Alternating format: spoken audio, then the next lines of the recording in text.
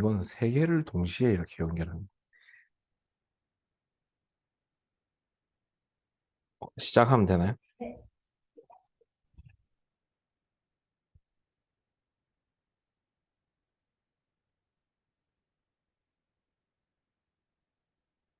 음,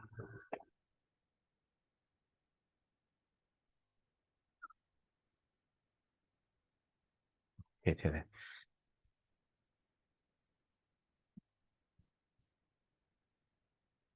자, 네. 오늘은 이제 중개실무 두 번째 시간인데, 지난 첫 번째 시간 끝나는 부분에서 저희가 이제 계약의 이해에 대해서 간단하게 좀 설명을 드렸었어요. 이제 결국 매도와 매수인을 중개하는 역할이 우리 중개자들의 역할이고, 그때 확인해야 될 정보들을 확인해서 이제 서로 조율하는 역할이 또 우리의 역할이고, 그 과정에 이제 뭐 실제 계약 진행되는 계약 과정들은 이제 한 단계 한 단계 이렇게 설명이 돼 있기 때문에 그건 참고하시면 될 것 같고요. 자, 오늘은 본격적으로 그러면 이 계약을 진행할 때 이제 우리가 어떻게 역할을 해야 되는지 좀 더 구체적으로 좀 세부적으로 알아보려고 해요. 그래서 어, 크게는 이제 매도의 이해와 매수의 이해입니다. 두 분은 지난번에 설명드렸었지만 제가 조금 더 내용 첨부했으니까 같이 한 번 더 들으시면 될 것 같아요. 음. 잘 안 되네. 네. 어, 그래서 1교시는 우리가 매도를 컨트롤할 때 매도를 어떻게 다뤄야 될지 그거를 조금 더 구체적으로 알아볼 거고요. 그다음에 2교시에는 매도와 매수. 제가 느끼기엔 이게 확연하게 다르거든요. 접근하는 방식도 다르고 좀 상대해야 되는 요령도 완전 다르기 때문에 이걸 좀 구분해서 볼 필요가 있겠다. 그렇게 생각을 했습니다. 첫 번째, 이제 매도의 이해입니다.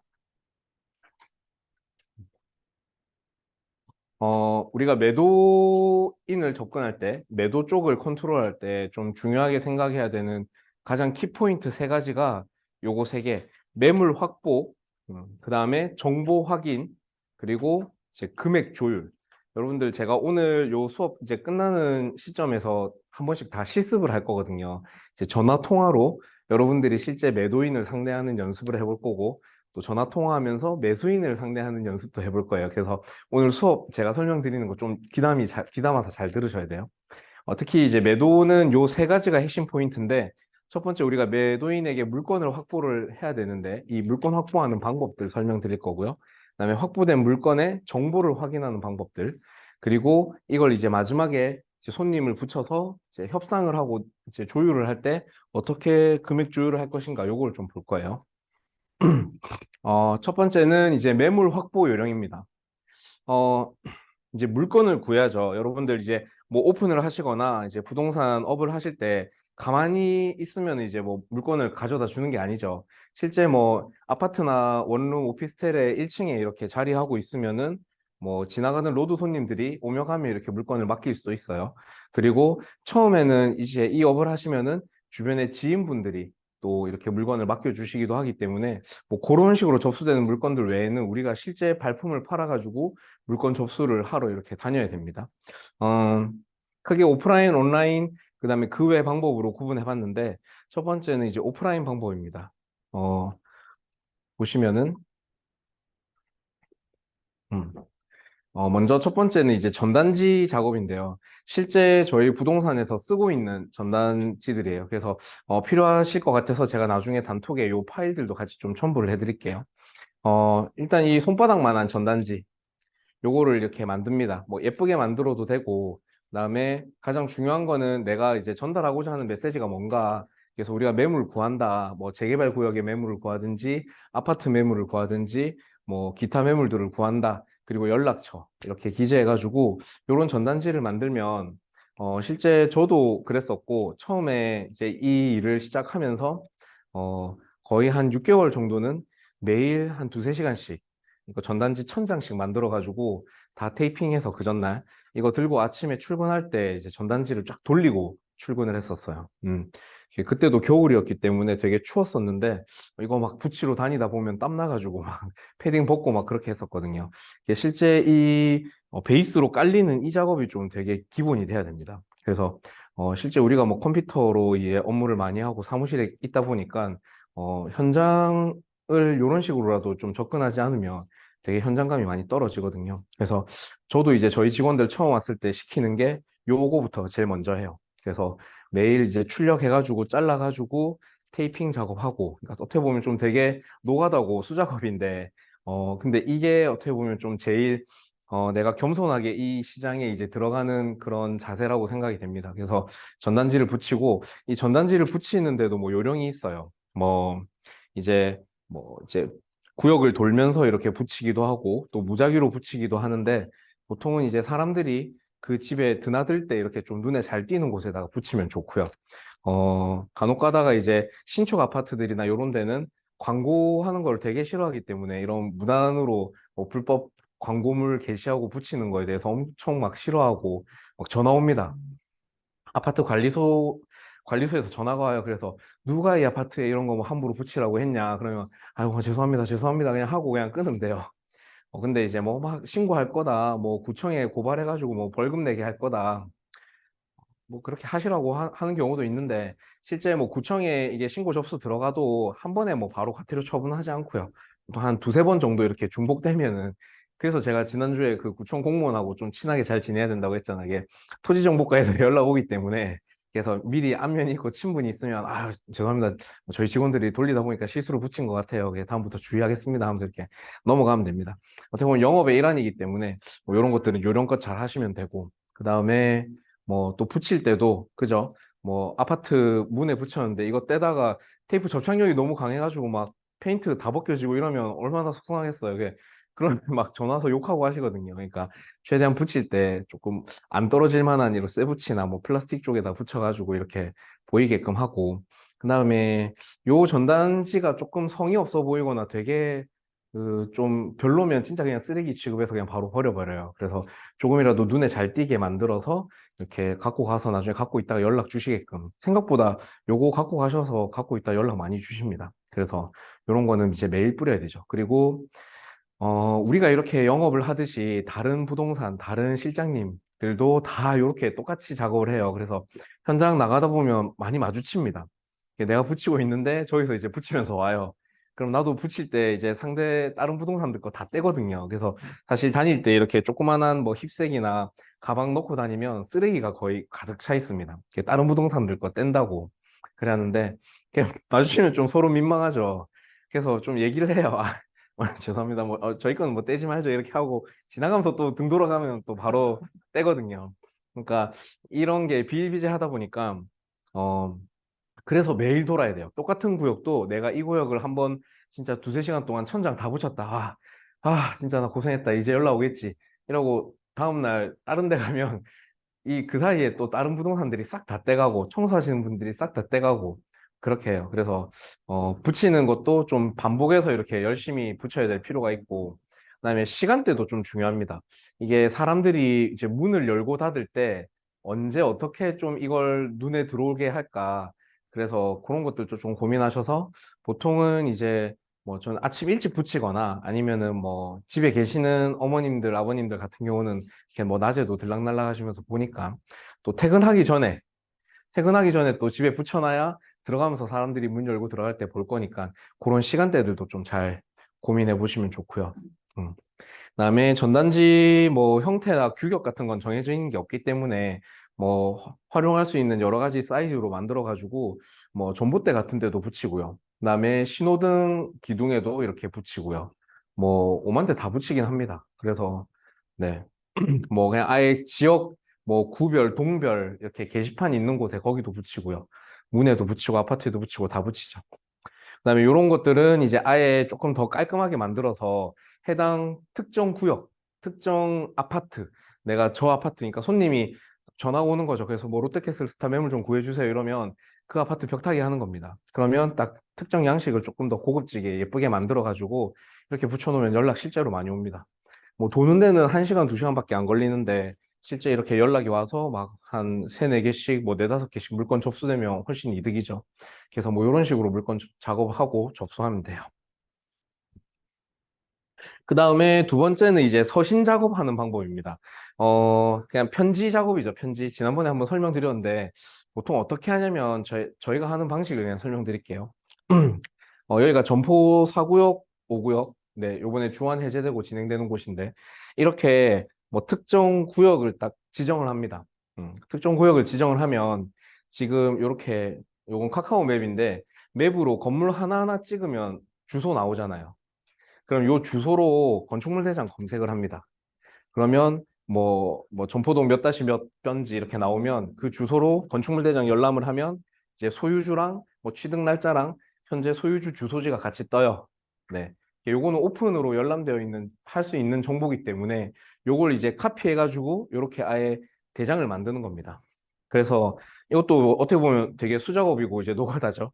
그래서 집 하나하나 이렇게 클릭해 가지고 주소대로 건축물 대장 이게 등기부등본상 주소지가 가장 최신화된 주소지일 수 있는데 등본은 한 부당 이제 700원씩 결제해야 되기 때문에 그거는 이제 뭐 할 때마다 이제 결제할 수는 없고 그래서 보통은 건축물 대장 세움터가 그래서 빨라요. 건축물 대장 열람하는 게 한 번에 여러 개 열람할 수 있고 바로바로 볼 수 있기 때문에 그래서 이렇게 주소를 만듭니다. 소유주 이름, 그다음에 해당 소유주의 현재 주소지, 뭐 우편번호 바로 따고 그다음에 매물 주소, 이 매물의 주소죠. 그래가지고 이렇게 엑셀 파일로 정리를 해놓으면 이게 이제 그 다음 편지지랑 편지 봉투 만들 때 링크 걸면은 자동으로 다 이렇게 하이퍼링크로 들어가거든요.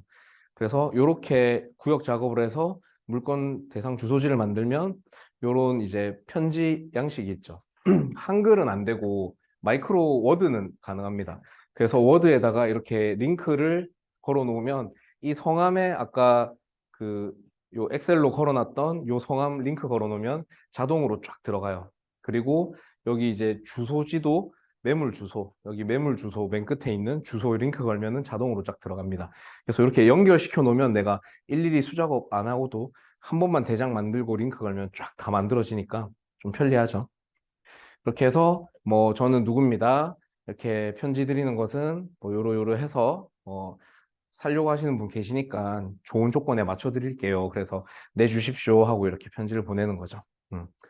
그럼 작업합니다. 이제 편지 봉투 만들어 가지고 이제 편지 봉투도 이 링크 걸면은 다 이제 주소지가 자동으로 출력이 되거든요. 그러면 훨씬 작업이 조금 수월해져요. 그래서 출력해서 접어 가지고 이건 이제 수작업하고 그래서 보통은 이제 우체국으로 이제 한 번에 맡기죠. 그러면 뭐 많을 때는 1,000장, 2,000장 이렇게 맡기는데 비용이 꽤 들죠. 한 우편 하나 보내는데 한 4, 500원씩 이렇게 드니까 그래도 비용이 꽤 드는데 뭐 그렇게 해서 물건 접수되고 계약 하나만 해도 뭐 충분히 이런 투자 비용 대비는 세이브는 할 수 있는 것 같아요.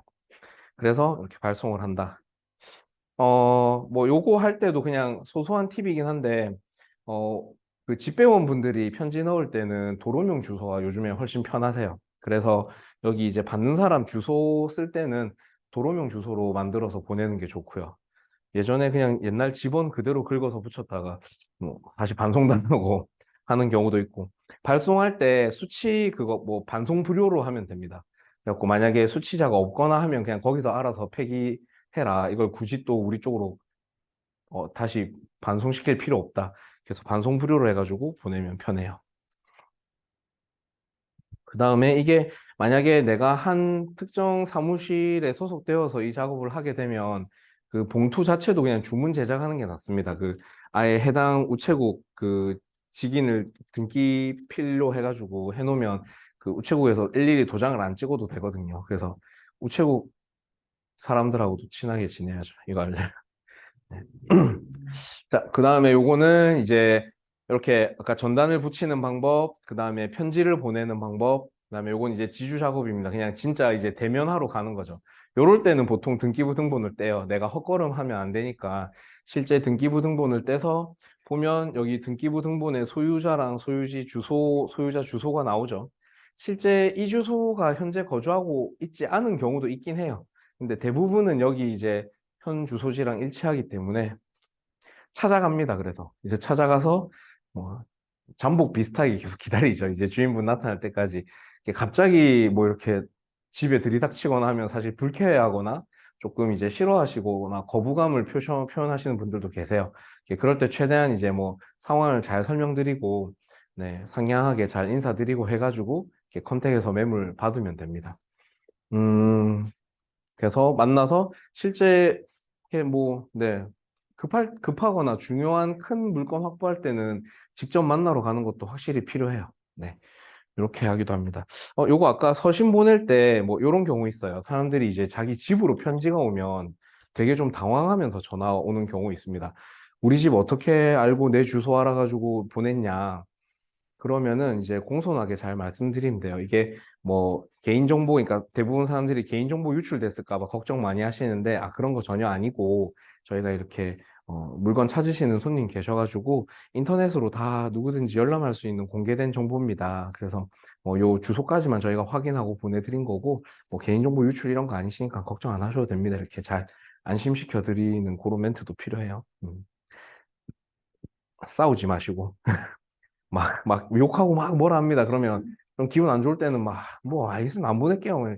좀 짜증 섞이게 대꾸도 할 수 있는데, 좀 그런 거 좀 주의하시면 돼요. 자, 이렇게 해서 이제 오프라인으로 우리가, 물건을 이제, 그쵸, 매물 구한다고 이제 작업을 하기도 하고요. 두 번째는 이제 온라인으로도 합니다. 이거는 결국 이제 우리가 매수에게 물건을 광고할 때 쓰는 방법과 동일한데, 온라인 블로그나 뭐 유튜브나 인스타나 그다음에 카카오톡 뭐 단톡방 이런 것들 통해 가지고 매물 구한다라고 하면은 글로도 연락이 와요. 이게 실제 보면 뭐 네이버 검색창에서 이렇게 뭐 습득력 재개발 뭐 이렇게 검색 치면은 관련된 구역들 이제 블로그나 그다음에 뭐 기사나 그다음에 뭐 동영상이나 이렇게 쫙 뜨죠. 지난번 말씀드렸던 게 최대한 검색에서 나오는 모든 창들을 우리가 다 어떻게든 상단에 노출되게끔 장식할 필요가 있어요. 그래서 각 카테고리마다 우리가 이제 자료를 만들어서 올리면 좋은데, 실제 이렇게 검색되면 여기 뭐 지금 첫 번째, 두 번째, 세 번째, 뭐 거의 다 지금 저희 부동산입니다. 플랜비 부동산이에요. 그래서 한 번에 검색되면 이렇게 노출되는 게 이제 우리가 거의 다 장악을 하고 있고, 이거 보고 아, 나도 이쪽에 매물이 있는데 내 매물도 이 부동산에 팔아달라고 해야지. 이렇게 해서 연락이 오는 겁니다. 그래서 우리가 광고를 뭐 손님 구한다는 광고를 하면서도 물건도 같이 접수받을 수 있고요. 마찬가지로 아, 그럼 이 부동산이 아, 이 실장님이, 이 소장님이 아, 여기는 전문적으로 잘 하시는구나. 그럼 이제 전화해서 믿고 맡기게 되는 거죠. 그렇게 해서 물건을 접수할 수 있고, 네이버나 이제 뭐 다방지방 플랫폼을 통해서도 마찬가지입니다. 우리가 매물 광고를 이쪽에 이제 돈을 내고 올리는 거니까 그 광고들을 검색하다가 자기가 갖고 있는 사람들도 이 광고를 올린 부동산에 또 실장, 소장에게 물건을 자기 것도 팔아달라고 맡겨요. 그래서 저는 사실 그 지금 이제 이 시장에서 계속 특히 재개발 쪽을 좀 특화해서 계속 오래 해왔기 때문에 가만히 있어도 계속 전화가 와요. 계속 전화로 와서 예전에 거래했던 투자자분들, 또 그분들께 소개받은 또 다른 투자자분들, 또 갖고 계신 분들, 뭐 이런 분들이 계속 전화가 옵니다. 그래서 가만히 있어도 전화로 사실 물건이 계속 접수되거든요. 실제 하루에 접수되는 매물이 너무 많아가지고 제가 정리해서 못 올리고 계속 미루고 쌓아놓고 그래요. 음. 이제 그 정도로 이게 쌓이면은 내가 가만히 있어도 물건이 접수된다. 그리고 필요할 때는 현장 나가서 오프라인으로도 물건 작업을 하면 된다. 그렇게 보시면 되고요. 세 번째는 이제 명부 확보입니다. 이거는 실제 이제 개인정보를 어떤 목적을 가지고 취합해가지고 이거는 거래를 하는 거거든요. 실제 아파트 입주장 같은 경우에 이제 신축 아파트 입주 기간이 되면은 사전 점검하러 이제 오죠. 보통 뭐 1차 사전 점검, 2차 사전 점검 하는데 보통 한 3일씩 합니다. 그러면 그 3일 할 때 그 아파트 입구에 딱 기다리고 있는 어머님들 많이 계세요. 그러면은 그분들이 뭐 이렇게 휴지도 나눠드리고 명함도 나눠드리고 하면서 그분들 정보를 다 받습니다. 그때 입구에 서 있는 분들이 뭐 인테리어나 창호 하시는 분들, 커튼 하시는 분들도 많이 계시고, 그 다음에 이제 요 부동산 정보 따시는 분들도 많이 계시거든요. 그러면, 요런 거만 전문적으로 하는 팀이 있어요. 그래서 입주장마다 계속 부산도 그렇고 전국을 돌면서 이렇게 입주장마다 하시기 때문에 한번 연락처 알아놓으면 필요할 때마다 요청하면 이 명부를 만들어다 주세요. 그러면 뭐 하루 작업했을 때 이렇게 나오는 것들 뭐 하루에 뭐 3, 4만 원 뭐 이렇게도 하고요. 조금 명단 많을 때는 뭐 한 장에 5만 원씩 해가지고 뭐 3일치 뭐 10만 원, 15만 원 이런 식으로 거래합니다. 그래서 명단 받으면 이건 진짜 이제 개인정보죠. 그래서 몇 동 몇 호 소유주 누구 번호까지 나오니까 그게 사실 그 현장 가면 뭐 계속 이제 뭐 번호 몇 동 몇 호세요 번호 물어보고 하니까 당연히 알려줘야 되는 줄 알고 다 알려들 주세요. 근데 이제 알고 보면 이제 개인정보 이렇게 다 따는 거죠. 네. 그렇게 해서 명단 작업한 거 요청 받아가지고 그러면 이제 요건 이제 전화번호를 우리가 알고 있으니까 훨씬 컨택하기가 쉽죠. 바로 전화해서 이제 물건 작업해가지고 물건 받으면 되고요. 네. 그다음에 해당 동호수 아니까 구체적인 정보까지 다 받을 수 있습니다. 그 다음에 두 번째는 이제 특정 구역의 명부 확보. 아까 보시면 이런 식으로 이제 특정 구역을 우리가 작업이 필요한, 그 다음에 물건을 따야 되는 이 특정 구역을 정하면 이거나 뭐 혹은 아파트나 뭐 이렇게 정해서 아예 의뢰를 맡깁니다. 그러면 그 등기부등본을 전부 열람해가지고 아예 명부를 딱 작성해주는 또 저도 얼굴은 보지 못했는데 항상 이메일로만 연락을 주고받거든요. 그래서 그쪽에서도 명단을 만들어줘요. 그러면 시간이 좀 걸립니다. 자기 팀들이 이렇게 몇 명씩 있나 봐요. 그래가지고 해당 지번 그대로 다 넘기면, 구역도 넘기면 여기 이제 엄청 세세한 것까지 다 알려줘요. 주민등록번호까지 다 따주던데. 그래서 아, 얘 전문적으로 하시는구나. 그래서 요것도 이제 요건 좀 비용이 꽤 듭니다. 그리고 기간도 좀 걸리고 실제 등기부등본 열람해서 실주소들 다 받아주는 거기 때문에 조금 뭐 필요할 땐 근데 이렇게도 작업을 해요. 특정 구역에 이제 특히 선진입 투자하는 이런 구역들 명부는 엄청 비싸요. 거의 뭐 이렇게 명단 구역도 사실 예전에 구역도 지도 한 장에 100만 원 이렇게 거래했었거든요. 근데 명부까지 포함시키면 그 이상으로도 이렇게 부르죠. 어, 어떻게든 뭐 요즘 시장이 정보 싸움으로 하는 시장이니까. 그 다음에 이제 정비 구역이나 이제 정비 업체, 도시 정비 업체들 어, 뭐 근무하시는 분들 통해서도 이렇게 뒤로 명단을 또 확보하기도 해요. 뭐 사람들이 하는 일이니까 뭐 다 그렇죠. 그래서 조용히 뭐 조합 사무실 근무하시는 분이나 이제 OS 요원으로 활동하시는 분들한테 조용히 이렇게 조금 뒷돈 건네드리고 명단 확보하기도 합니다. 뭐 이런 식의 다양한 방법들로 이제 매물을 확보하는 거죠. 네. 자, 이렇게 이제 방법을 통해 가지고 이제 광고를 하고 물건이 접수되면 이제 이 접수된 물건의 정보를 우리가 잘 확인해야 됩니다. 어, 우리가 이 물건 정보를 결국은 이 받은 물건을 예쁘게 포장해가지고 우리가 팔아야 되잖아요. 그러니까 우리가 마케팅을 해야 되고 결국 이걸 판매를 해야죠. 이 물건을, 매물을.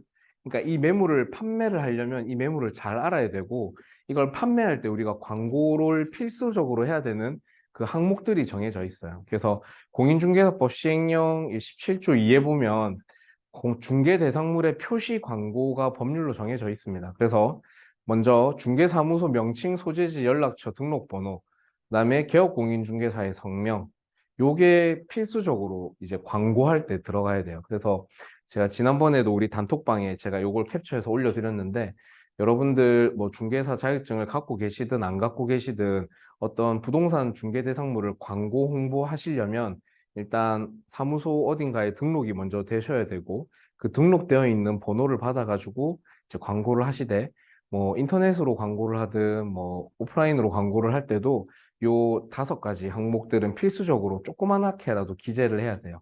음, 조그만하게라도 우리 그래서 아까 여기 양식에 보면 네, 여기 좀 조그만하게 기재해놨어요. 조그만하게 잘 안 보이게끔. 그래서 뭐 등록번호, 사무실 등록번호, 그다음에 대표자 구성모 이름도 엄청 조그만하게 들어가 있어요. 근데 그거는 내가 광고할 그게 아니기 때문에 그냥 기재만 의무적으로 해놓는 거고요. 눈에 잘 보이게 해야 되는 주요 정보들은 따로 있죠. 그래서 요게 일단 필수적으로 들어가줘야 되고, 그 다음에, 이제 물건에 대한 정보들을 우리가 확인해야 되는데, 기본 12가지 항목이라고 그래요. 그래서, 뭐, 소재지, 면적, 가격, 중개대상물 종류, 거래 형태, 그 다음에, 뭐, 이제, 층수, 사용 승인일, 건축물 방향, 방개수, 욕실 개수, 입주 가능일, 주차 대수 및 관리비 해가지고 총 12개 항목을 광고할 때 필수적으로 넣어야 되기 때문에 우리가 물건을 받을 때 이걸 먼저 확인을 해야 되겠죠. 음. 그래서 보면 이렇게 아예 국토부에서 이렇게 양식을 만들어 줬어요. 그래서 중개 대상물을 확인 설명할 때, 광고할 때 요 12개는 필수적으로 확인해라. 이렇게 아예 가이드라인을 만들어 주기도 했고요. 실제 우측에 있는 화면은 이제 요걸 활용해서 사실 요게 가이드라인 나오기 전에 법 개정됐을 때 제가 먼저 그냥 이 양식을 만들었거든요. 그래서 저희 사무실하고 저희 직원들은 요 양식에 맞춰서 이제 물건 정보를 확인을 합니다. 근데 그렇죠. 뭐 이제 우리가 그 전단지 붙여놓은 걸 보고 이제 집주인이 전화가 왔어요. 그래서 안녕하세요. 부동산이죠. 네. 저희 집 좀 팔려고 하는데 저희 집 좀 팔아주세요. 그러면 이제 저희가 네, 어머니 뭐 갖고 계신 물건지 주소지는 어떻게 되시죠? 뭐 금액은 얼마에 파실 거예요? 이렇게 물어볼 거 아닙니까? 정보를. 근데 정보를 확인할 때 뭐 사용 승인일이 몇 월 며칠이세요? 이런 거 집주인이 당연히 모르죠. 기억 못 하죠. 그리고 면적이 대략적으로 몇 평인지는 알지만 건축물 대장상에 몇 제곱미터인지 소유주들이 어떻게 알겠습니까? 그래서 우리가 물건을 확인하고 통화하면서 볼 때는 기본적으로 이제 통화로 확인할 수 있는 꼭 확인해야 되는 항목들이 있고요. 그다음에 우리가 대장을 통해서 확인할 수 있는 항목들이 있어요. 그래서 필수적으로 우리가 전화 통화를 하면서 주인에게 확인해야 될 거는 첫 번째 이제 물건 소재지 이거는 필수적으로 확인을 해야 됩니다. 한참 통화를 하고 났는데 주소가 어딘지 모르면 그쵸 만점 도루묵이죠. 뭐 물론 전화 끊고 다시 전화 걸어서 이렇게 물어보면 되는데 이제 소재지는 필수적으로 확인해야 되고요. 공동주택 같은 경우는 몇 동 몇 호인지 꼭 확인해야 됩니다. 그다음에 평수는 대략적인 평수만 이렇게 물어보시면 나중에 우리가 대장 열람했을 때 그 사이즈가 비슷한지만 확인하면 돼요. 그다음에 이제 매매 가격, 매도인이 얼마에 팔려고 하는지 그 매매 가격은 당연히 알아둬야 되겠죠. 그리고 세입자 현황, 음, 살고 있는 임차인이 뭐 주인이 살고 있을 수도 있고 가족이 살고 있을 수도 있고 실제 세입자가 살고 있을 수도 있습니다. 그러면 요즘에 하도 이제 뭐 계약갱신 청구권이랑 임대차 보호법이 좀 강화돼 있어서 이게 되게 민감한 부분으로 작용하거든요. 그래서 세입자 계약 기간이 언제까지고 보증금과 월세 얼마로 있는지 꼭 확인해야 되고요. 그 외에 제가 기재해 놓은 가격들은 그냥 다 계산할 수 있는 가격들입니다. 그래서 요거는 뭐 굳이 안 물어봐도 되고요. 거래 형태는 매매니까 뭐 안 물어봐도 되죠. 그다음에 건물 종류도 건축물 대장 떼보면 아니까. 그다음에 층수. 층수는 실제 주인이 알고 있는 층수랑 건축물 대장상 층수가 좀 다를 수 있어요. 이게 이제 무허가 옥탑방이 있거나 그다음에 뭐 실제 건축물 대장상에는 옛날에 등재되어 있다가 양성화가 안 돼서 뭐 1층짜리 그냥 그대로 남아 있는 경우도 있거든요. 그래서 실제 층수가 몇 층인지는 한번 물어볼 필요가 있고요. 그다음에 사용 승인일은 건축물 대장 떼면은 나옵니다. 그래서 굳이 주인에게 안 물어봐도 되고 방향은 한번 물어볼 필요가 있어요. 건축물의 방향, 뭐 특히 이제 거실의 창이 어디를 향하고 있는지 아니면 뭐 안방이 어느 방향을 보고 있는지 이런 것들은 실제 거주하고 있는 사람이 알지 우리가 들어가 보지 않는 이상 잘 모르거든요. 근데 소유주도 잘 모른다 하면은 우리가 카카오 맵이나 이렇게 로드뷰를 통해 가지고 대략적으로 입구가 향하고 있는 방향이 어딘지 그렇게 기재를 하기도 합니다. 그 다음에 이제 방 개수. 뭐 실제 아파트 같은 경우는 뭐 몇 평, 무슨 타입이면 방 몇 개, 화장실 몇 개인지 나와 있는데 주택 같은 경우는 안에 이제 방 개수나 구조가 다 다르기 때문에 이런 것도 실제 주인에게 물어볼 때 좀 확인해 봐야 되고요. 그 다음에 입주 가능 여부는 뭐 임차인이 살고 있으면 당장 입주는 어렵겠죠. 그래서 뭐 임차 기간 끝날 때 입주한다든지 아니면 뭐 나갈 계획이면 협의해서 들어갈 수 있다든지 그런 걸 기재하면 됩니다.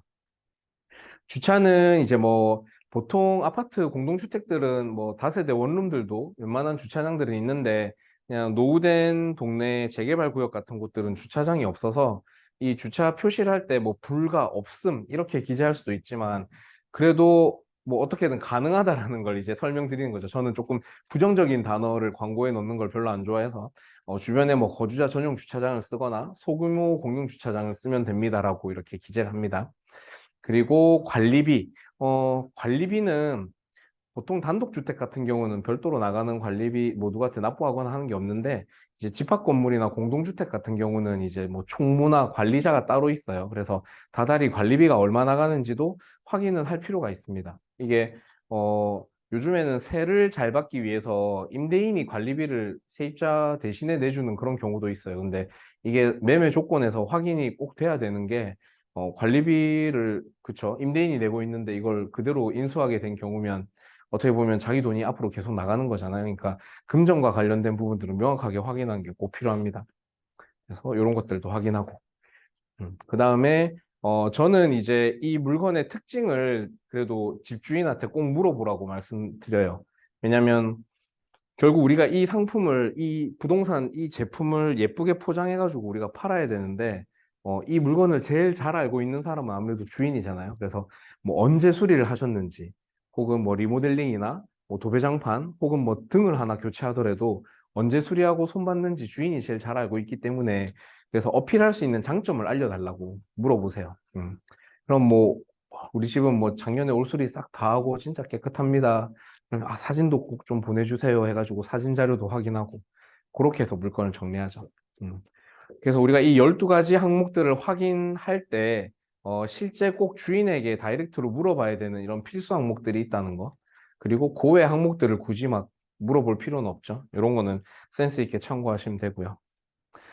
어, 그래서 이제 물건을 접수하게 되면은 이 이제 접수된 물건들을 정리하죠. 그 물건 대장을 만드셔야 됩니다. 이게 뭐 항상 노트에다가 메모해 놓고 노트를 항상 들고 다닐 수는 없으니까 이게 조금 이제 요즘에는 그래도 이제 다양한 플랫폼들을 많이 활용하는데 저희 사무실은 밴드를 이용해요. 그래서 제가 여러분들 나중에 오늘 수업 끝나고 나면 실습하실 수 있게 제가 밴드를 우리끼리 가입하는 밴드를 하나 만들 거예요. 그래서 제가 거기에 물건들을 하나씩 올려드릴게요. 그러면 실제 실습하듯이 물건 광고도 한번 만들어 보시고 하면 좋을 것 같아요. 저희는 지금 이제 카테고리별로 이제 밴드를 만들어서 운영하고 있고, 이게 좀, 이게 어떻게 보면 우리 사무실 영업 비밀이죠. 그래서 다른 부동산들은 어떻게 하는지 모르겠는데, 이게 저는 좀 되게 유리한 것 같아요. 왜냐면 이렇게 해서 이제 밴드로 들어가게 되면 필터링도 다 되고요.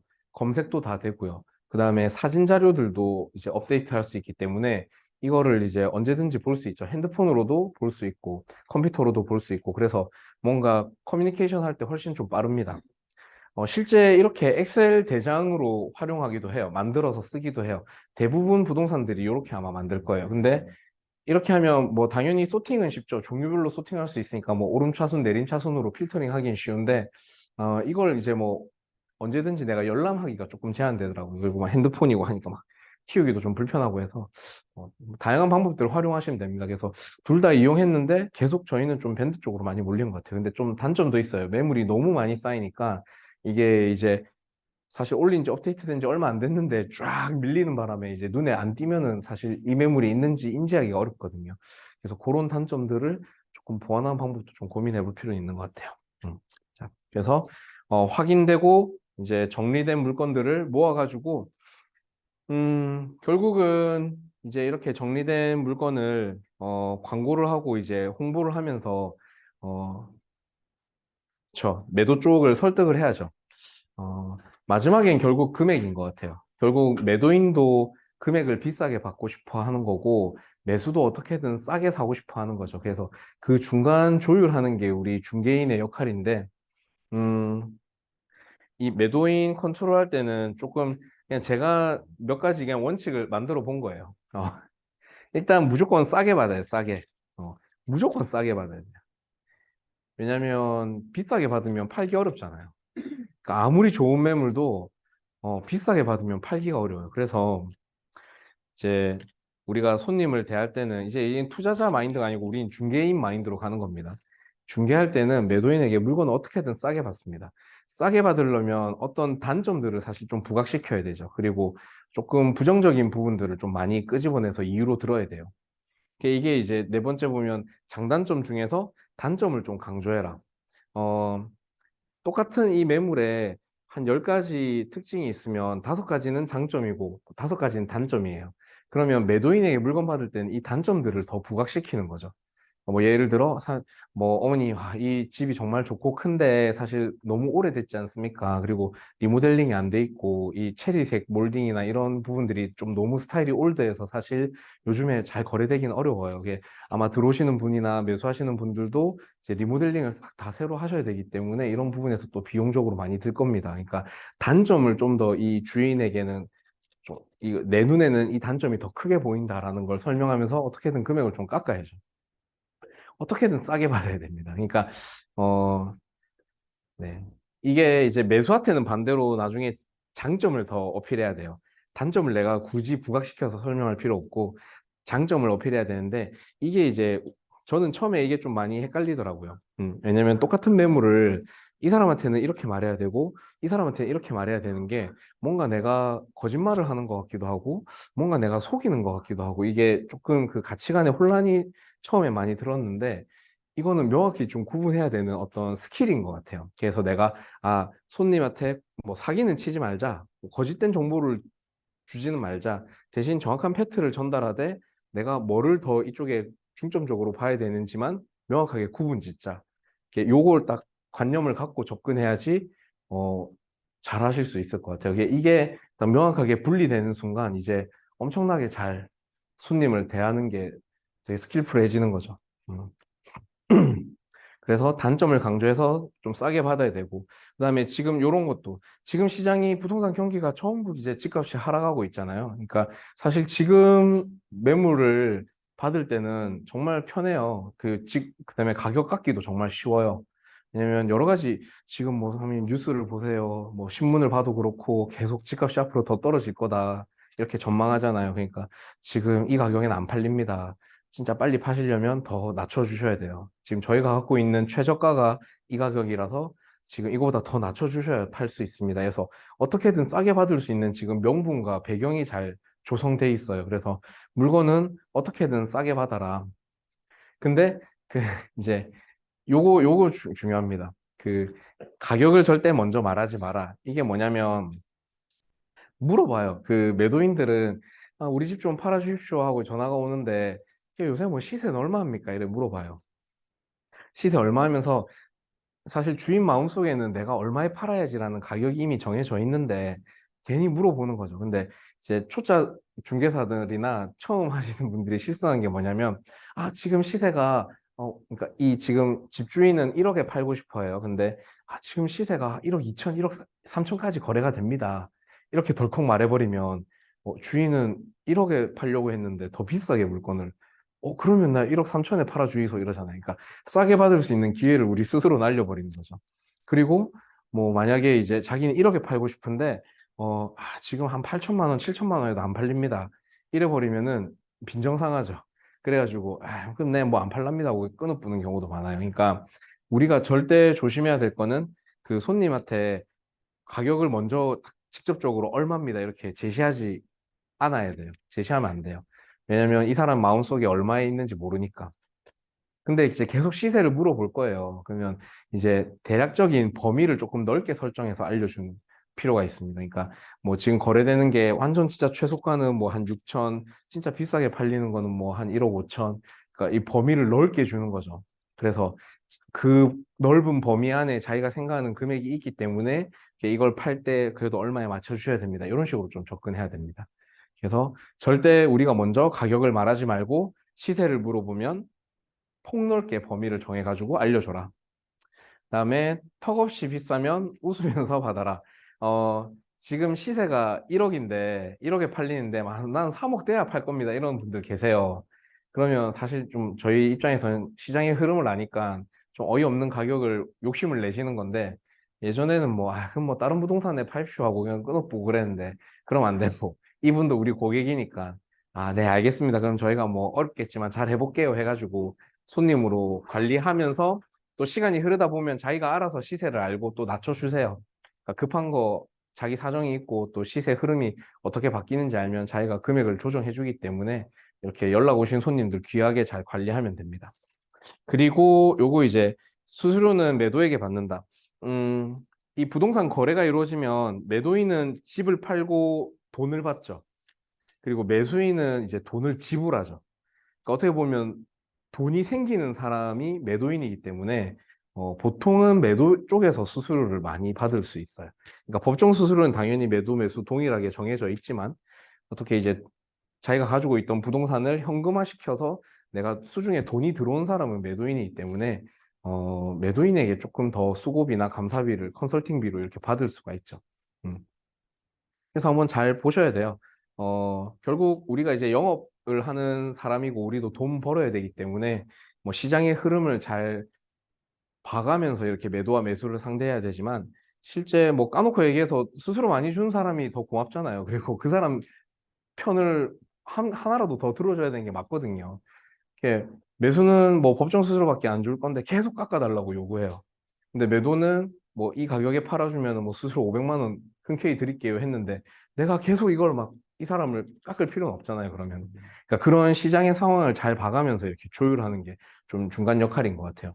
근데 저는 이제 하다가 요즘에는 이제 거래량이 많지 않기 때문에 또 수수료 욕심 부리게 되면 이게 될 계약도 좀 어그러지는 경우가 있거든요. 그래서 어떻게든 뭐 계약이 성사돼야 그래도 수수료를 뭐 조금이라도 받을 수 있으니까 최대한 좀 상호 협의가 잘 되게끔 조율하는 편입니다. 근데 장 좋을 때나 뭐 이렇게 조금 매도가 유리할 때는 최대한 매도편을 많이 들어주는 거고, 매수가 유리한 쪽에서는 매수에 맞춰서 금액을 조율해야 이제 계약이 되는 거죠. 그렇게 조금 보시면 될 것 같아요. 자, 지금까지 우리 1교시에는 이제 매도의 이해라는 주제로 좀 매도의 특징들을 좀 살펴봤어요. 앞에 다시 보면 이제 결국 중요한 거 세 가지 매물 확보하는 방법 설명드렸고, 그다음에 이 물건의 정보를 정리하고 확인하는 방법, 그리고 마지막에 금액을 조율하는 방법까지 이렇게 했습니다.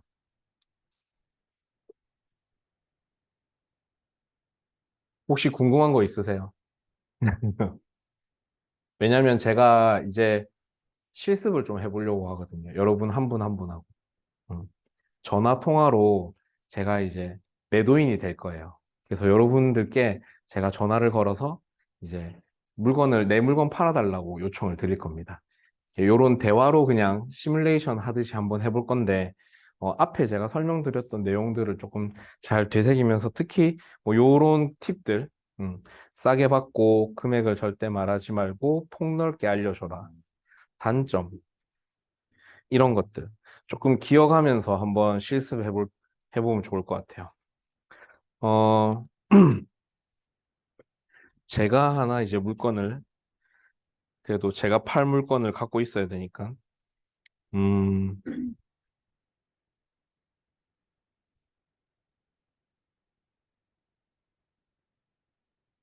오케이. 자, 이 매물을 한번 제가 의뢰해 보겠습니다. 어, 저랑 처음 한번 통화해 보실 분. 성우 씨는 너무 잘해서 안 되고. 네. 아닙니다.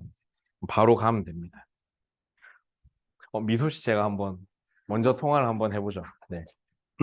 그냥 이건 그냥 우리끼리 그냥 막 하는 거예요. 이거는 뭐 전문 중개사가 상담하는 것도 아니고 그냥 우리가 방금 매도인한테 정보를 얻을 때 이런 것들을 신경 써야 되구나. 이걸 배운 걸 그냥 한번 써보는 겁니다. 하나라도 기억 남는 걸 써보시면 되는 거예요.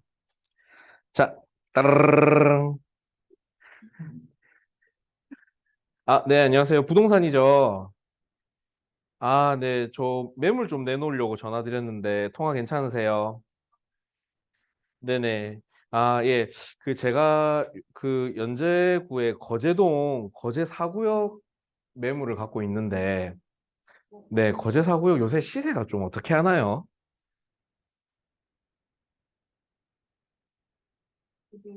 음. 좀 막연하면 그냥.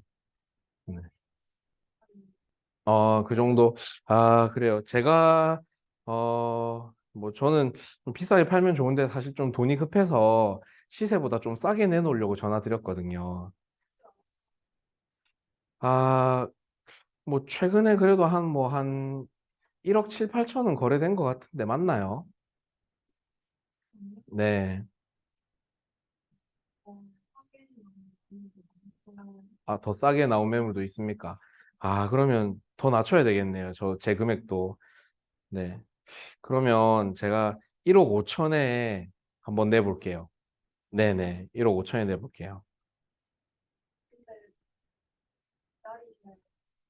그래요. 1억 5천에 내도 기다려야 되나요? 아, 음, 네. 알겠습니다. 그럼 뭐, 제가 사실 1억 4천 5백까지는 제가 양보해드릴 의향이 있으니까 1억 5천에 광고해 주시고 좀 손님 붙으면 좀 협의해가지고 금액 좀 네, 최대한 많이 좀 받아주시면 제가 수수료도 많이 드릴게요. 네, 네, 네, 네, 알겠습니다. 네. 자, 네네네. 박수 한번 쳐주시죠. 네. 아, 네, 네. 지금 정보 하나도 안 물어보셨는데.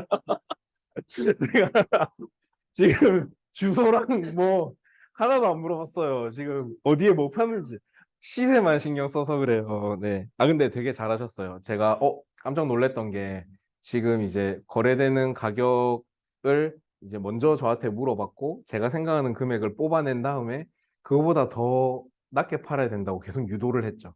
그리고 지금 그 가격이 안 된다. 좀 더 기다려야 된다. 이렇게 계속 나를 애태우게 만들었죠. 그러니까 매도인을 애태우게 만들고 금액을 깎는 이런 거 정말 잘하시는 것 같아요. 그리고 시세가 우리가 뭐 어떻게 이 동네 부산 모든 곳의 시세를 저희가 다 알고 있겠습니까? 저도 사실 잘 모르거든요. 그러면 보통 이제 컴퓨터가 옆에 있거나 핸드폰이 옆에 있으면 잠시만요. 이렇게 하면서 조금 시간 벌면서 바로 그냥 서칭을 해봐요. 뭐 아시를 보든 뭐 디스코를 보든 뭐 네이버 부동산을 보든 혹은 내가 갖고 있는 물건 대장에 해당 구역의 매물이 지금 뭐가 제일 싸게 나와 있나 이렇게 바로 검색해 보면서 그냥 맞장구 쳐주면 돼요. 그러면 지금 거제 사고에 잠시만요. 최근에 얼마에 거래됐더라.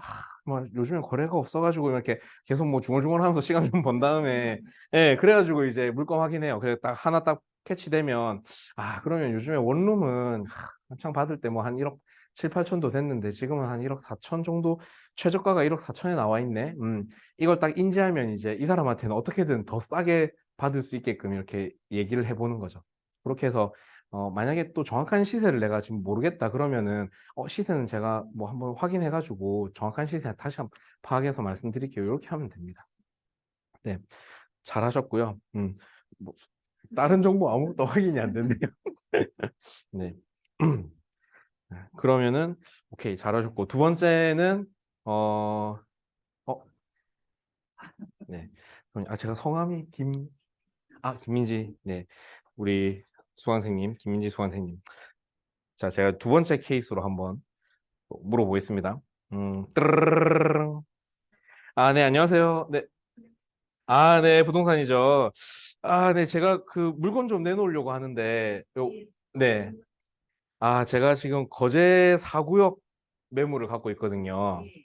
요거 좀 내놓으려고 하는데, 어, 지금 거제 4구역 뭐 거래가 좀 잘 됩니까? 네네. 주소. 예, 주소가 거제동 739-4번지입니다. 네네네. 이게 승강 아니 주택인가요? 아니면 요게 빌라입니다, 빌라. 네. 요거 빌라 1동 301호입니다. 네네네. 네. 그래서 요게 뭐 원룸인데 조금 큰 평수고요. 네. 요거 좀 팔려고 합니다. 요새 뭐 얼마 정도 받을 수 있습니까? 이게 면적이나 위치에 따라서 워낙 가격이 천차만별이라서 네네. 때는 답이 없고요. 네. 네. 어, 요게 아마 전용 면적이 제가 정확히는 몰라도 한 7평 정도 되는 것 같거든요. 네네네. 음, 요거 뭐 한 얼마 정도 받을 수 있을까요? 생각하시는 금액 있으세요? 저야 뭐 많이 받으면 좋죠. 뭐 비싸게 팔아주시면 제가 복비도 많이 드릴 거고. 사실 선호하는 평수는 한 10평 정도라서 그래요. 이게 10평은 조금 작긴 하거든요. 그렇습니까? 뭐 요새 한 얼마 정도에 거래됩니까? 그러니까 이게 이제 금액을 계속 이제 밀당하는 거죠. 내도 그러니까 물어봐도 안 가르쳐 주고 이쪽에서도 그러니까 계속 이게 사실 이게 실제 이렇습니다. 제 통화 대부분이 그래요. 저도 절대 금액 먼저 말 안 하거든요. 그러니까 계속 막 이래저래 막 이상한 얘기 둘러대면서 계속 이 사람이 얼마 정도 생각하는지 뽑아낼 때까지 통화해요. 계속 하시면 돼요. 최고 좋을 때는 네. 4억 갔을 때 지금은 한 1억 이상 떨어진 상황입니다. 와, 진짜 많이 떨어졌네요. 거래된 음, 있어서 그러면 저는 지금 제가 너무 돈이 급해서 저는 뭐 사실 손해보고라도 팔 생각이 있는데 한 1억 5천 정도에 좀 팔아주시면 좋을 것 같아요. 1억 5천이요. 네. 지금 나와 있는 것 중에 제일 싼 게 1억 4천에 나와 있거든요. 아, 1억 4천짜리도 있습니까? 예. 아, 그러네요. 그러면 그래도 제가 요게 좀 안에 수리를 제가 했거든요. 예. 이게 리모델링 공사한다고 또 제가 한 7, 800 들었는데 한 1억 4천5백까지는 좀 팔아주십시오. 네. 그럼 혹시 네네. 내고가 어느 정도까지? 아, 내고 일단 뭐 진짜 빨리 하신다는 손님 있으면 제가 거기서도 한 1, 200은 조율할 생각이 있는데 뭐 광고하거나 붙일 때는 1억 4천5백 정도에 팔아주시면 좋을 것 같아요. 예, 알겠습니다. 일단 그 근처에 원하시는 손님 있으면 네네. 예, 네, 알겠습니다. 알겠습니다. 예. 네. 자, 박수 한번 쳐주시죠. 네, 조금 되게 능숙함이 묻어나서 저도 깜짝 놀랐어요. 실제 부동산과 통하는 그런 느낌이었습니다. 되게 잘하셨고요. 소재지, 그리고 동호수 물어보는 거. 아, 정말 이게 제일 중요하거든요. 이거만, 주소랑 호수만 파악돼도 대부분의 정보들을 거의 다 뽑을 수가 있어요. 그리고 금액 조율 잘하셨고. 이제 제가 두 번째 케이스 실습하려고 했던 의도는 조금 이제 나머지 정보들이 조금 더 보완되면 좋겠다. 그래서 우리가 아까 조금 필수적으로 확인해야 되는 것들 중에 소재지 확인하셨고 매매 가격 확인했고 세입 현황. 이게 실거주인지 아니면 이제 세입자가 살고 있는지 그리고 세입자가 살고 있으면 세입자의 성향까지 물어보면 더 좋아요. 그러니까 뭐 젊은 여성분 혼자 살고 계신다 아니면 뭐 나이 많으신 어르신이 뭐 부부랑 같이 살고 계신다. 뭐 이런 그다음에 조금 남자분이신데 뭐 집에 잘 안 계시는 것 같더라. 뭐 월세도 좀 자주 뭐 제때 안 낸다. 뭐 이런 그 세입자의 특징까지 조금 파악되면 나중에 물건 홍보할 때 우리가 훨씬 더 풍부해지거든요. 그래서 요거 세입 현황이랑 계약 기간 확인하는 거. 그리고 나머지는 상관없는데 이제 이 집의 장점. 제가 뭐 은연중에 제가 뭐 먼저 수리했다라고 이렇게 얘기했잖아요. 그러면은 어느 부분 수리하셨냐? 그리고 수리비가 그렇게 많이 들었으면 집이 정말 깨끗하겠네요. 혹시 사진 찍어 놓으신 거 있으세요? 해가지고 그 정보까지 뽑아내면 좋습니다. 잘하셨고요. 자, 그 다음에는, 우리 비주님 한번, 네. 세 번째 케이스는, 어, 요런 케이스도 있는데, 한번 해볼게요. 자, 따르르르르 안녕하세요. 네, 안녕하세요. 부동산이죠. 네, 제가 물건 좀 내놓으려고 하는데, 네, 요 거제 4구역에 있는 거고요. 이게 사실 제 게 아니고, 저희 아버지 명의로 돼 있거든요. 네네. 그래서 요거 뭐 아버지 건데 제가 좀 팔려고 합니다. 요 빌라고요. 네네. 요게 전체 5층짜리 중에 3층입니다. 네네. 여기 죄송한데 저도 사실 아버지 집이라 집에 안 가봤거든요. 그게 엘리베이터가 있는지 없는지 잘 모르겠네요. 음. 네. 그리고 네. 네. 저는 뭐 그냥 아버지 대신 파는 거라서 한 1억 4천 정도에 네. 빨리 팔아주시면 좋을 것 같아요. 이게 아버님이랑 이야기가 다 되신 건가요? 네. 아버지가, 네, 뭐, 그냥 제가 하면 됩니다. 아버지 병원에 계신데, 조금 지금 상태가 안 좋으셔가지고, 네, 제가 대신 파는 거거든요. 그냥 뭐, 저한테 그냥 제가 하면 됩니다. 네, 네, 네, 네. 수술을 직접 하고 계신 거는 예, 제가 살고 있는 건 아니고, 지금 뭐, 세입자가 있을 거예요. 그거 제가 한번 확인해 보겠습니다. 네네. 예, 그거 확인해서 다시 설명드릴게요. 한 1억 4천이면 팔리겠죠?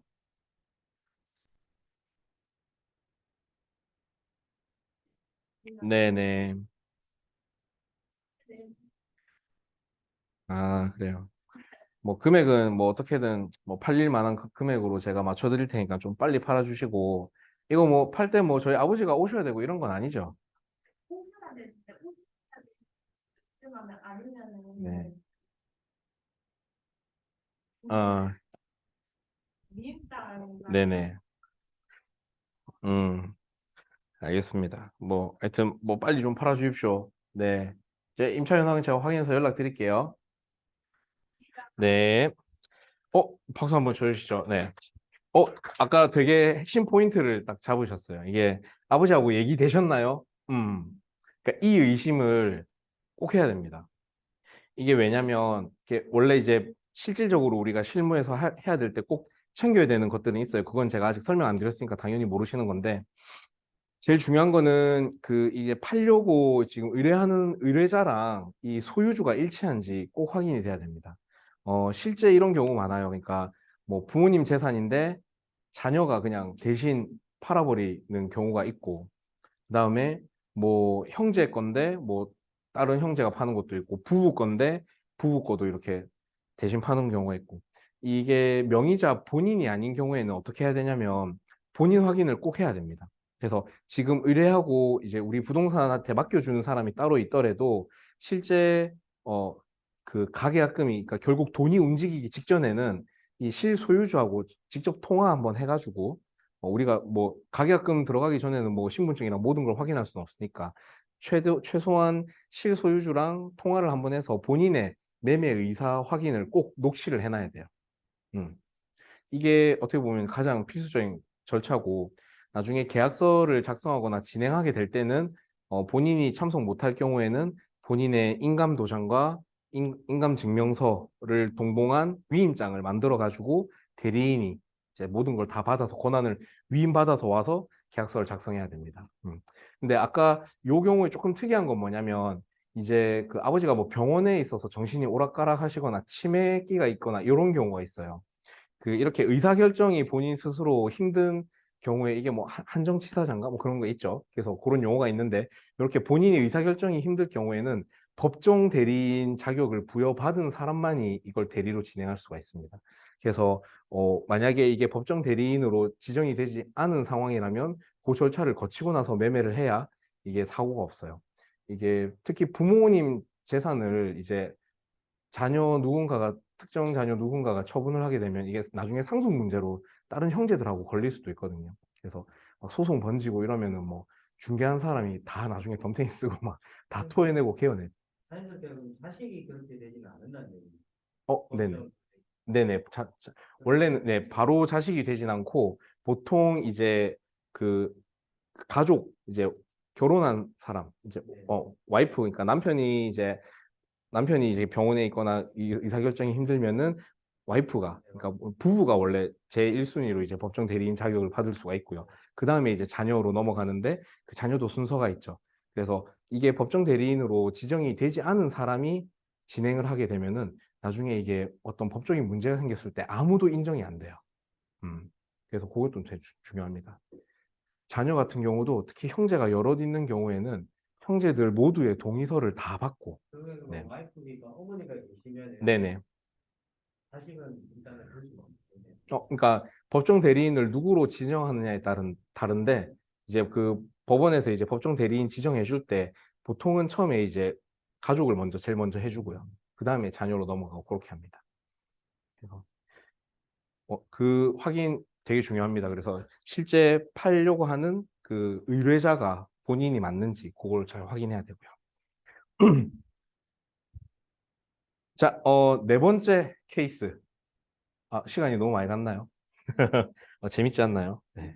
재밌는데, 네. 조금만 더 해보죠. 한번 네 번째 케이스인데, 한번 진행해 볼게요. 따르릉. 네, 안녕하세요. 부동산이죠.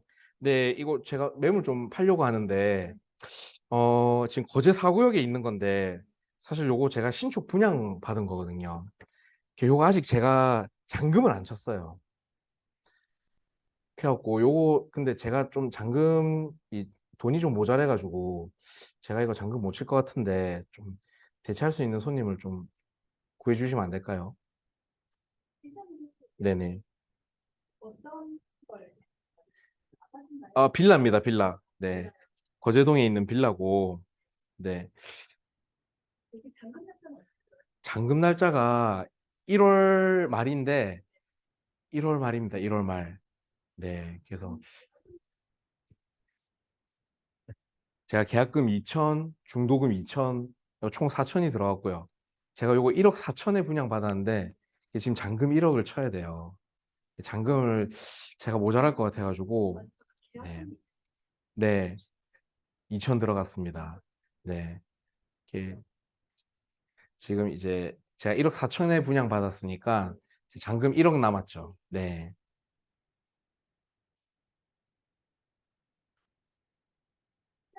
좀더 알아봐야 되겠지만 네네. 분위기가 그렇게 좋은 편은 아니거든요. 아, 그렇죠. 그래서 제가 정 안 되면 좀 손해를 보고라도 넘길 생각이 있거든요. 뭐 한 1억 3천까지 팔아주시면 좋을 것 같습니다. 그러면은 이제 잔금이 1억인데 네. 아, 그렇죠. 제가 나머지 뭐 1,000만 원은 이렇게 해도 되고, 아니면 아예 그냥 계약서의 명의를 새로운 손님으로 바꿔도 되고, 네. 이 뭐 잔금 전이라서 저도 뭐 어찌해야 될지 잘 모르겠네요. 일단 요거 받으실 분을 좀 구해주시면 좋을 것 같은데.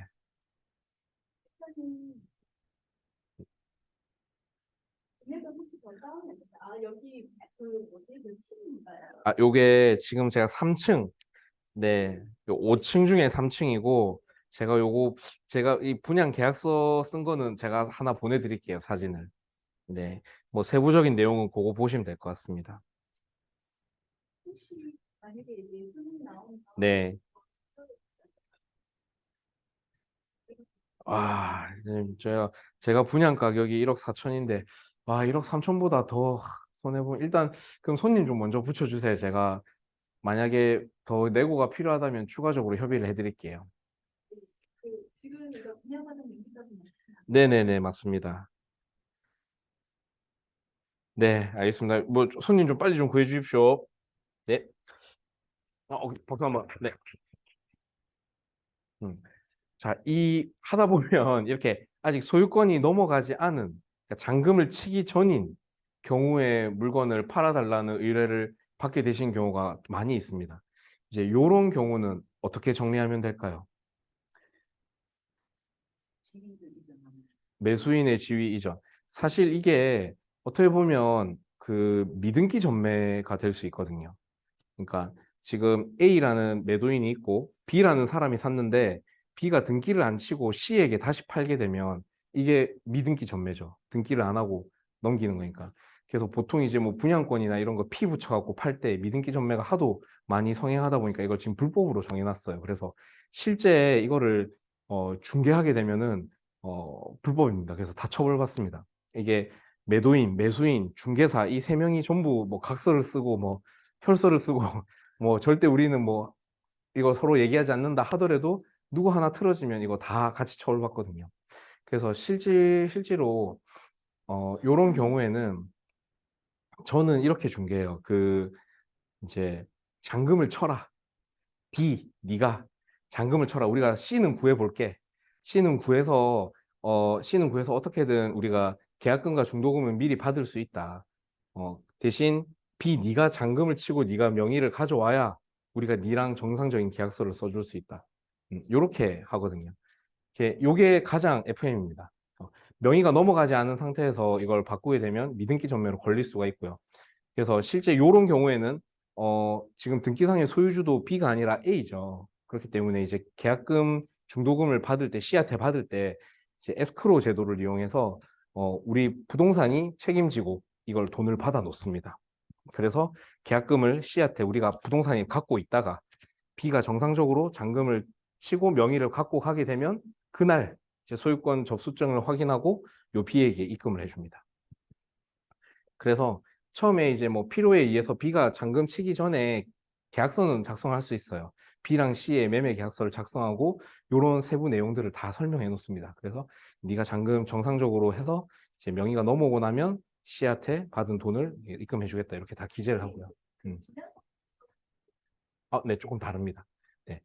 뭐 요렇게 이제 계약을 진행하기도 하고요. 그다음에 이 사람이 처음 아까 요구했던 사항 중에 뭐냐면 아예 그냥 이 계약서상의 매수자를 내 말고 이제 C로 바꿔주세요. 요것도 얘기를 했었죠. 그러니까 B랑 C가 어떤 그 차익을 남기고 자기들이 이게 이렇게 그쵸. 뭐 몇천을 띄워가지고 이렇게 명의를 바꾸면 이게 미등기 전매 계약이 되는데, 이런 경우에는 그냥 다 협의하에 기존 계약서를 파기하고 A, C 계약서를 쓰게 만드는 거죠.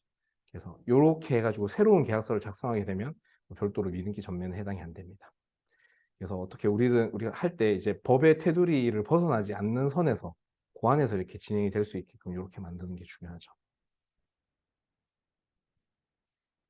꽤 많습니다. 지금 제가 진행하고 있는 계약들 중에도 한 3건이 지금 다 이렇게 진행하고 있어요. 그래서 왜냐면 신축 분양이 작년에 경기가 좋아가지고 신축을 많이 짓고 이제 투자자들 모아가지고 분양을 많이 쳤는데 지금 잔금 치기에 너무 여력이 안 되다 보니까 거의 마이너스로 지금 명의 바꾸는 경우가 많아요. 그래서 빠르게 하면은 그냥 A랑 C를 새로운 금액의 계약서를 쓰고 거기서 나오는 손해금은 이제 자기가 그냥 B가 A한테 주는 거죠. 뭐 이렇게 하는 경우도 있고 아니면 진짜 B가 그냥 빨리 잔금 딱 치고 구해짐과 동시에 이제 잔금 쳐가지고 바로 이렇게 넘기는 경우도 있고 이렇게도 합니다. 자, 시간이 좀 지나서 5번, 6번은 그냥 제가 그냥 간단하게 한번 설명을 드릴게요. 5번 같은 경우는 뭐냐면 이제 세금이 걸리는 경우에 그래서 뭐 자기가 이제 뭐 처분 기한 안에 걸린다거나 빨리 뭐 이제 일시적 이주택이라서 빨리 이걸 처분해야 되거나 뭐 이런 기한에 걸리는 경우가 있죠. 그래서 이런 경우에는 이제 명의만 넘기고 나중에 뭐 돈은 천천히 주셔도 됩니다. 일단 제 명의만 가져가세요. 그러니까 법인 같은 경우도 법인세 산정되는 기준일, 그다음에 뭐 재산세 산정되는 기준일 이전에 이제 명의는 빨리 넘겨야 되는 사람들이 있는 거죠. 그래서 명의를 먼저 가져가라. 그래서 소유권 이전을 먼저 시키고 잔금은 나중에 이렇게 천천히 줘도 된다. 그래서 이렇게 잔금을 나중에 줄 때는 뭐 근저당으로 거는 경우도 있고, 네. 그렇게 조금 장치를 세팅해가지고 뭐 전세권을 설정해서 뭐 나중에 준다든지 근저당을 건다든지 뭐 이렇게 해가지고 잔금은 추후에 이렇게 받는 경우가 있습니다. 그래서 하다 보면 별의별 케이스들을 많이 만나실 거예요. 그래서 세금을 물어보는 사람들이 사실 좀 제일 까다롭긴 해요. 근데 이 세금이 해결이 되면 계약이 바로 이루어질 수도 있다고 보시면 됩니다.